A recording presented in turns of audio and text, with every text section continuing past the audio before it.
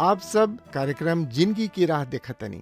ई एगो सोचल विचारल ढंग से बाइबल की पुस्तकन का अध्ययन हवे, जौना में बहुते सवालन का जवाब दिहल जाला, जैसे कि परमेश्वर के हमें, का परमेश्वर सचऊ हमार परवाह करेले, हमारी जिंदगी से परमेश्वर का इच्छा हवे। कृपा करके देखी सुनी, ताकि परमेश्वर आपकी जिंदगी का रास्ता देखावस। विस्तार से आगे बढ़े से पहले मन के तैयार करे बदे सुनी एगो आत्मिक सुंदर गीत।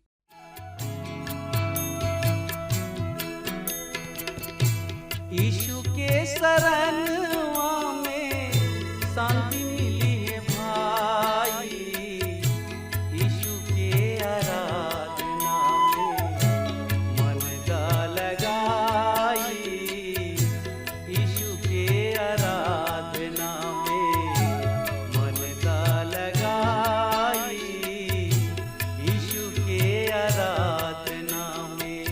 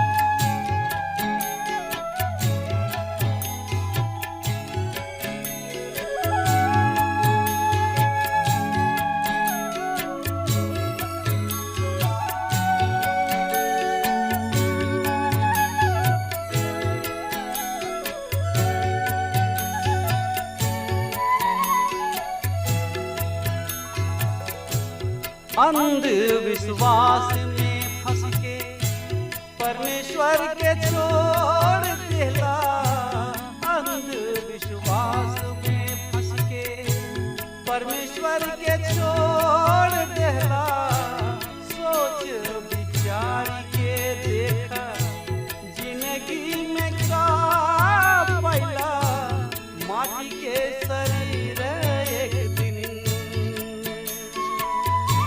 माटी के शरीर एक दिन माटी हो जाई, यीशु के आराधना में मन का लगाई, यीशु के आराधना में मन का लगाई, यीशु के आराधना में।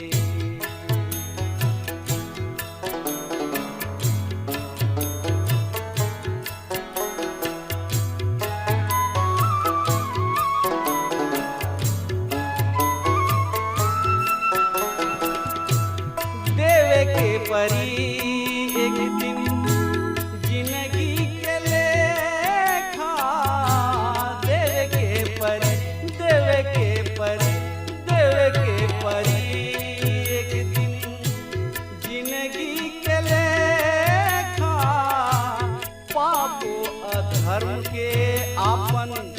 करमवा के देखा पापो अधर्म के आपन करमवा के देखा बाप पूत हित नाथ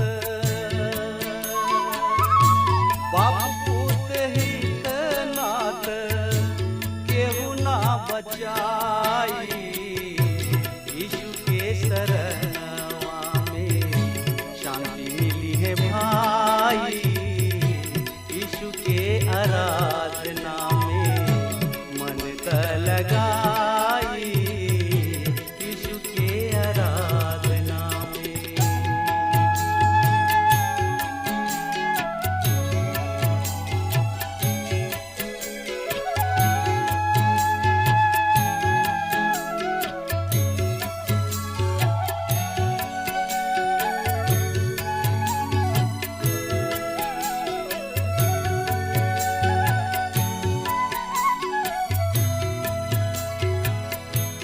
परमेश्वर पिता ई दिहलन सुंदर मनुष्य तन परमेश्वर पिता ई दिहलन सुंदर मनुष्य तन दारू गांजा भांग खाई के बिगाड़ देहला सुधा मन दारू गांजा भांग खाई के बिगाड़ देहला सुधा मन आखिरी में जीने की आखिरी में जीने की बेकार हो जाई यीशु के आराधना में। हाँ मित्र, जैसे कि रुआ के मालूम बा कि एह दिन में हमनी के नया नियम से प्रकाशित वाक्य किताब के सिलसिलेवार रूप से अध्ययन कर रहल बनी जा। हमनी के पिछला संदेश में देखनी हजा प्रकाशित वाक्य किताब 11 अध्याय के, और आज हमनी के देखे के प्रकाशित वाक्य किताब 12 अध्याय 1 पद से 2 पद के बारे में हमनी के विचार करके। और ये अध्याय के शीर्षक है श्रोता मित्र भाई बहन, इसराइल जाति और शैतान के बीच अंतिम संघर्ष युद्ध। ये अध्याय में हमनी के देखे के कि शैतान सड़क से पृथ्वी पर गिरा दिहल गुले। ई कैसन अद्भुत बात बा कि शैतान समस्त ब्रह्मांड में घूमत फिरत बा, यानी कि विचरण कर रहल बा। ओकरो निवास स्थान स्वर्ग में बा। पर ई अध्याय हमनी के बतावता कि शैतान महाक्लेश युग के अंत सड़क से नीचे फेंक दिहल जाइ हैं। ए तरी प्रभु यीशु मसीह के सबसे पहला स्वर्गदूत के युद्ध करे के बा, और तब पृथ्वी के शैतान रहित कर परमेश्वर के राज स्थापित करे के बा। हाँ श्रोता मित्र भाई बहन, हमनी के देख चुकल बानी जा कि शैतान परमेश्वर और मनुष्य दोनों से घृणा करता, विशेषकर परमेश्वर से भय मानने वाला से। ऊ मनुष्य के दुश्मन ह। मनुष्य के नाश कके एगो केवल ओकर उद्देश्य बा कि हम मनुष्य के एकदम सत्यानाश क दिही। आपन उपासना करवावल ओकर एगो केवल इच्छा ह, पर फिर भी मनुष्य शैतान से दोस्ती रखे चाहला, ओकरा आज्ञा के पूरा करला, ओकर सेवा और सत्कार और उपासना करला। तनकी सा रूप के विचार करी श्रोता मित्र भाई बहन, यदि शैतान मनुष्य के दोस्त मित्र होता तो ई चोर, डाकू, बेविचार, नशीली दवाई लेबे वाला, शराबी, जुआरी, घूसखोरी, चरित्रहीन आखिर पकड़ल और मारल ही जाले। आखिर मारल काहे जाले श्रोता मित्र भाई बहन? जब ई गलत काम ह तबे तो पुलिस एनी लोग के पकड़ के पिटाई कर ले। हाँ मित्र, ई ह शैतान के काम, जौन की चोरी, डकैती, बदमाशी लोग करेले। हाँ श्रोता मित्र भाई बहन, कुछ अंत में आत्मा हत्या काहे करलन? कतना मुखियात, डकैत पुलिस के गोली से काहे मारल जाले? आज हमनी के हत्या और आत्महत्या के अधिकांश घटना सब के पीछे यौन संबंध के देख रहल बानी जा। दूसरा शब्द में कहल जाए श्रोता मित्र भाई बहन, अधिकांश घटना सब के पीछे यौन संबंध के देख रहल बानी। वासना और कामुकता से प्रेरित शारीरिक संबंध अंत में हत्या या आत्महत्या के साथ समाप्त होले। काहे कारुआ एकरा पर कबो विचार कइले बानी? हमार प्रिय मित्र, शैतान राउर दुश्मन ह, काहे कि ऊ उनका से शत्रुता रखेला जौन की रउआ के रचले बा। ऊ परमेश्वर के शत्रु हवा, ऐसे ऊ रौरो शत्रु ह। परमेश्वर रउआ से प्रेम करेलन, ऊ रउआ के बचा के अनंत जिंदगी देवे चाहेलन। परमेश्वर किने राउर बचाव तथा राउर मोक्ष अर्थात शैतान से छुटकारा व मुक्ति के एगो ठोस योजना बा। यदि रउआ एकरा विषय में जाने चाहतानी त हमरा किने जरूर से जरूर चिट्ठी लिखी। हमार पता एक कार्यक्रम के अंत में बतावल गइल बा। ध्यान पूर्वक नोट क के साथ ही आपन पता नाम साफ साफ शब्द में लिखी ताकि हम रउआ के जवाब दे सकी। प्रकाशित वाक्य की किताब 12 अध्याय में इसराइल जाति तथा शैतान के बीच युद्ध के साथ साथ 12 तथा 13 अध्याय में हमनी के 7 गो महत्वपूर्ण पात्र के भी देखे के। इस 7 गो पात्र व्यक्तित्व बहुत ही खास बा जौन की एह महाक्लेश काल में अहम भूमिका निभा रहल बा। ओकरा पश्चात हमनी के 7 गो कटोरा के उजलल गोयला के विषय में अध्ययन करे के और ओकरा पश्चात हमनी के बाबुल नगरी के पूर्ण विनाश देखे के। हाँ श्रोता मित्र भाई बहन, ये अध्याय में इसराइली जाति के भूमिका अथवा प्राधान्य हमनी के सामने ले आवल गइल बा। आई पहला अध्याय में हमनी के देख चुकल बानी जा कि स्वर्ग में परमेश्वर के मंदिर खोलल गइल और पृथ्वी पर परमेश्वर के मंदिर के नाप दिहल गइल। मंदिर के संकेत केवल इसराइली जाति के ओर ले जाता। अध्याय 11 आखिरी पद 12 अध्याय के शुरू होता। अध्याय 11 के 19वां पद में जौन दृश्य हमनी के स्वर्ग में देखतानी जा, एकरा पश्चात ही दूसरा दृश्य शुरू होता। 7 गो पात्र जौन की हमनी के देखे जा रहल बानी जा, उ 7 गो व्यक्ति सबके प्रतिनिधि ह। ई स्वाभाविक तथा असाधारण दोनों हो सकता। ई शारीरिक तथा आत्मिक शासक तथा राष्ट्र दोनों के हो सकता। प्रकाशित वाक्य किताब के अध्ययन करी और ओकरा के उचित ढंग से समझे खातिर तैयार हो जाई कि हमनी के ए व्यक्तित्व के स्पष्ट रूप में पहचानी जा, अर्थात एकर पहचान तथा स्पष्टीकरण नितांत आवश्यक बा। हमनी के किताब के व्याख्या के ऐसन बिंदु पर आगुल बनी जा श्रोता मित्र भाई बहन, जहाँ हमनी के व्याख्या ए पहला व्यक्तित्व पर केंद्रित बा। ई पहला पात्र ह औरत, यानी कि दूसरा शब्द में कहल जाए स्त्री।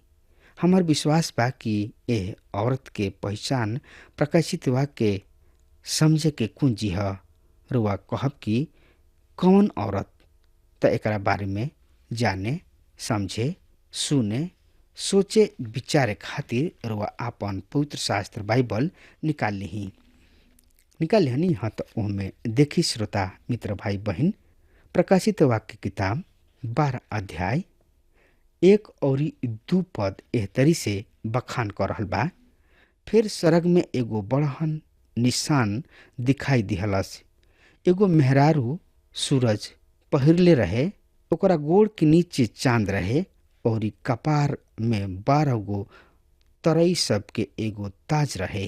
वो गर्भवती रही, यानी कि पेट से रही, और बच्चा के जन्मावे खातिर प्रसव पीड़ा के कारण चिल्लात रही। हाँ श्रोता मित्र भाई बहन, एगो बात रुआ के हम एहिजे बता देवे चाहतानी। मेहरारू या औरत या स्त्री, ये तीनों एक ही चीज हुआ। चाहे रुआ स्त्री कहीं, चाहे औरत कहीं, चाहे मेहरारू कहीं, हाँ श्रोता मित्र भाई बहन, आई अब हमने के अपना विषय में चलल जाओ। स्वर्ग में एगो अद्भुत चिन्ह दिखाई दी। एगो औरत यानी कि मेहरारू सूर्य पहिरले रही, गोड़ के नीचे चंद्रमा और सिर पर 12 तारा के एगो मुकुट रहे। यहाँ हमने के सामने 12 गो तारा के मुकुट बा। हमने के सामने सबसे पहला सवाल बा कि ई औरत के हई। रुआ रोम के कलीसिया के व्याख्या से जरूर परिचित होखब। उ एकरा के कुंवारी मरियम के प्रतिनिधि कहले और आज अधिकांश लोग रोम के ए व्याख्या के अपना ले बाणे कि ई औरत सनातन कलीसिया के प्रतिनिधि हई। प्रोटेस्टेंट कलीसिया एकरा के अस्वीकार त करेले, पर उनका किने एकर संतोषजनक विकल्प नइखे।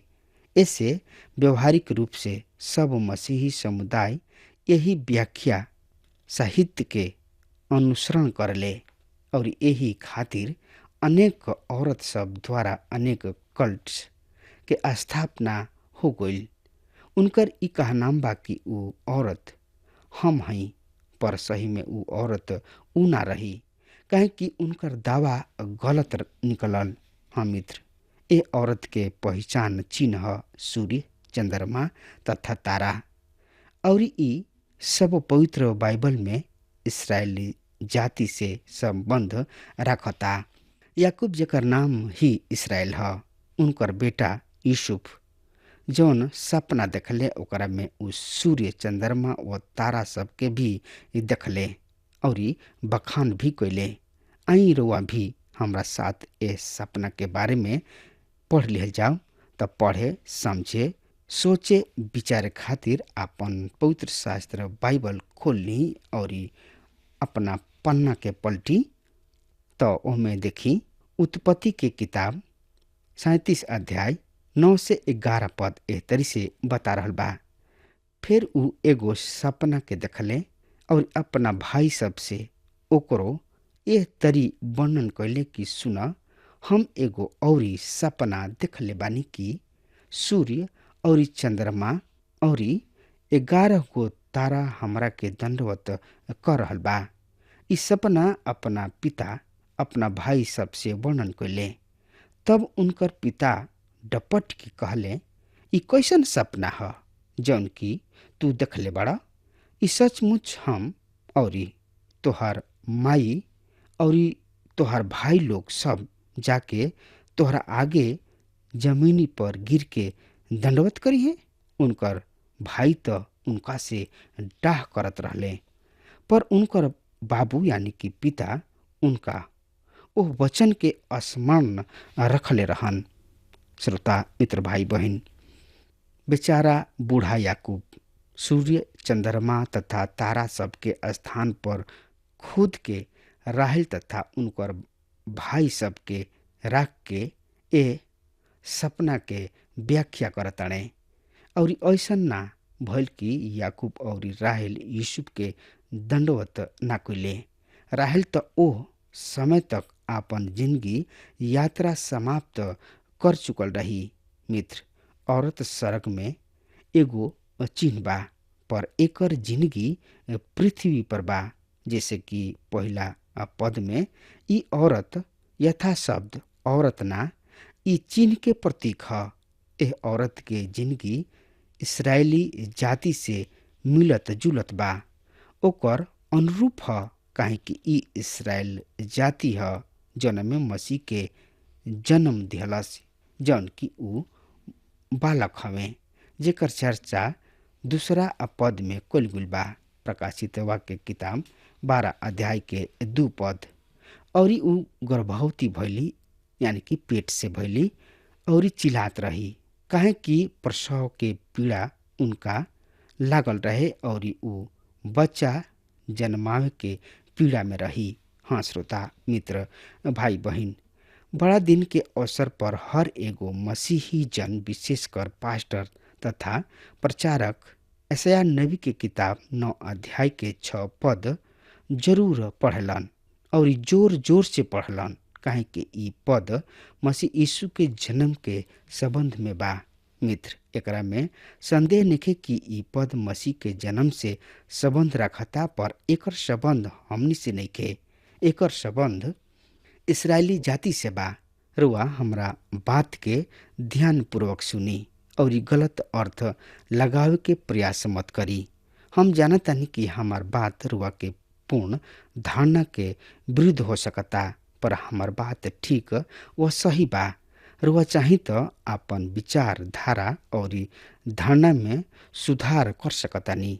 यशायाह नबी की किताब 9 अध्याय के 6 पद के हमरा साथ ध्यान पूर्वक देखी।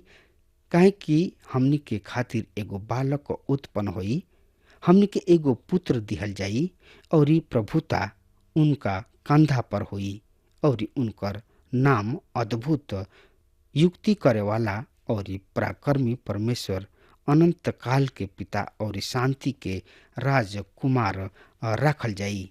यशायाह नबी केकरा के संबंधित कह रहल बने। इस सबसे पहला और मुख्य बात बा हमरा और हमनी खातिर। यशायाह नबी केकरा खातिर प्रयोग कर रहल बने? का कलीसिया के खातिर? ना, ई इस्राएली जाति के खातिर प्रयोग भइल बा। ऐसे ई स्पष्ट बा कि यशायाह नबी इस्राएली जाति के संबोधित कर रहल बने। ई यहाँ कोनो मुक्तिदाता के विषय में नइखे, वरन एगो राज्यपाल, एगो शासक के विषय में बता रहल बने, जौन की आवे वाला बने और उहे ओकरा पर शासन करी हैं। उ लिखतने काहे कि हमरा खातिर एगो बालक उत्पन्न होई, हमनी के एगो पुत्र दिहल जाई। ई कैसन रुचकर वाक्यांश ह। बालक तो उत्पन्न हुई हैं और पुत्र दिहल जाई। हाँ श्रोता मित्र भाई बहन, एकर महत्वपूर्ण अर्थ बा बालक उत्पन्न हुई हैं। ई उनकर मानवता के प्रकट करता और पुत्र दिहल जाई, ई अमरता के प्रकट करता। उ जिंदगी अमरता में से आई और ई पापी मानव के पाप के दास्ता से छुड़ावे के खातिर मानव देह धारण कइले और ई मानव जाति के ओर से क्रूस पर उनका पाप के प्रायश्चित के रूप में प्रभु यीशु मसीह परमेश्वर के ओर से दिहल गइल। यशायाह नबी कहताने और ई प्रभुता उनका कंधा पर हुई। अब यहाँ मुक्तिदाता के बात नइखे हो रहल। यहाँ बात हो रहल बा एगो शासक के, एगो राजा के, एगो राजा जौन की आवे वाला बाणे और हमनी के एकरा के प्रकाशित वाक्य के किताब में पूरा होत देखे के, हमनी के देखे के कि उ अद्भुत युक्ति करे वाला पराक्रमी परमेश्वर, अनंत काल के पिता और शांति के राजकुमार ना हमें शांति स्थापित ना होई।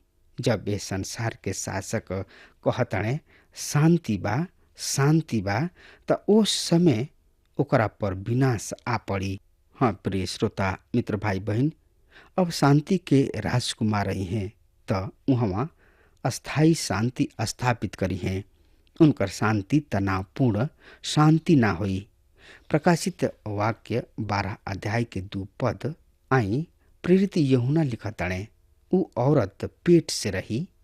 दूसरा शब्द में कहल जाए श्रोता मित्र भाई बहन, उ औरत गर्भवती रही और बच्चा के जन्म देवे के स्थिति में रही। यशायाह नबी कहताणे हमारा घर एगो बालक पैदा भइल बाणे। इब्रानी के पत्री के लेखक बतावताणे ऐसे ई प्रकट बा कि हमनी के प्रभु यहूदा के गोत्र से पैदा भइल रहन। इब्रानी 7 अध्याय के 8 पद। प्रेरित पौलुस रोमियो के पत्री में एह तरी कहताणे उ इस्राएली हवे और ले पालकपन के अधिकार, महिमा, वाचा, व्यवस्था, उपासना और प्रतिज्ञा सब उनके बा और पूर्वज उनके ह और मसीह भी शरीर के अनुसार उनके से भइल, जौन की सबके ऊपर युगा न युग परमेश्वर हमें। आमीन। हम मित्र इस्राएली उ हमें जकरा में से शरीर के भाव से मसीह पैदा भइले। यूहन्ना 4 अध्याय के सामरी औरत उनकर गवाही दिहली कि मसीह यीशु शरीर के भाव से यहूदी रहन। यूहन्ना 4 अध्याय के 9 पद। मीका नबी पुराना नियम में भविष्यवाणी कैले कि परमेश्वर के मसीह बेतलहम के गांव में जन्म लिए। यद्यपि ऊ बेतलहम में जन्म लिए तणे पर ऊ अहिले अमरता में से रहन। यूहन्ना बताओ तणे ऊ औरत बालक के जन्म दिहला के कारण प्रसव पीड़ा से चिल्लात रही, जबकि ई स्पष्ट हो चुकल बा कि ई स्त्री इसराइल जाति है। हाँ श्रोता मित्र भाई बहन, त आई प्रसव पीड़ा इसराइली जाति से संबंध बा। हाँ मित्र, अगर हमार बात रुआ तक पहुँच रहल बा और देख रहल बानी त आज वे यही घड़ी प्रभु यीशु मसीह के ने आई और अपना आप के समर्पित कर दी। अब हमार समय खत्म हो रहा बा, तब तक खातिर वह हमरा के आज्ञा दी। परमेश्वर हुआ के बहुते बहुते आशीष देश। आमीन। हमके विश्वास बा कि ई कार्यक्रम आप सब खातिर फायदेमंद सिद्ध भइल हुई। अगर आप सबके लगे बाइबल से चाहे आपकी निजी जिंदगी से कोनो सवाल होके चाहे कोनो समस्या खातिर प्रार्थना करावे चाहतनी तो हमारी फोन नंबर पर जरूर संपर्क करें और आज का दिन आप खातिर सुखद बनावे।